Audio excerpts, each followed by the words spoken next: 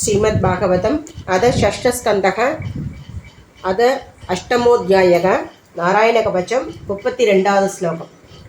यदैकाज्ञानुभावानां विकल्परहितस्वयं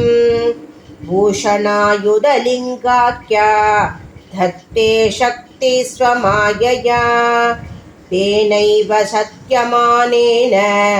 सर्वज्ञो भगवान् हरिः भादु सर्वैस्वरूपैर्न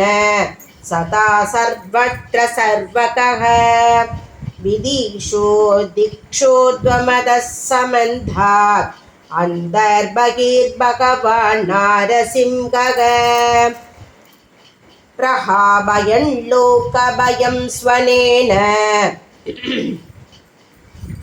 स्वतेजसा क्रस्तसमस्ततेजाः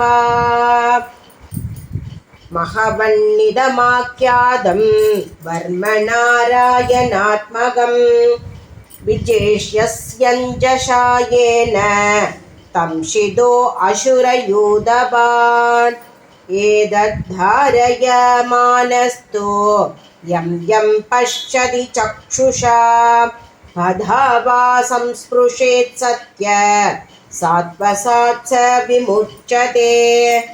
न कुतश्चित् भयं तस्य विद्यां धारयतो भवेत् राजतशुग्रहादिभ्यो व्याघ्रादिभ्यश्च कर्किचित् इमां विद्यां पुरा कश्चित् कौशिको धारयन् द्विजग योगधारणया स्वाङ्गं जगौष मरुदन्वनि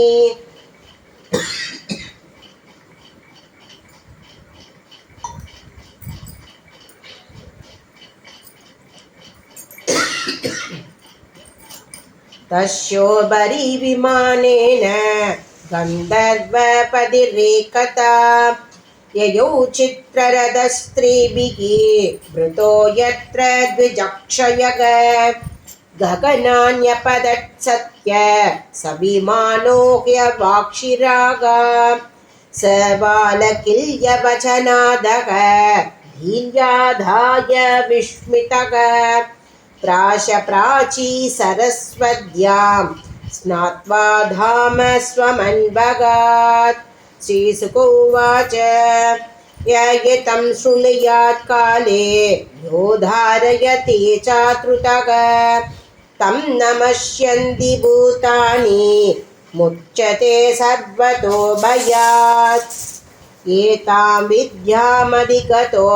विश्वरूपा च दक्रतुः त्रैलोक्यलक्ष्मीं पुभुजे विनिर्जित्यामृते असुरान्। इति श्रीमद्भागवतमहापुराणे षष्ठस्कन्धे नारायणवर्मकथनं नाम अष्टमोऽध्यायः।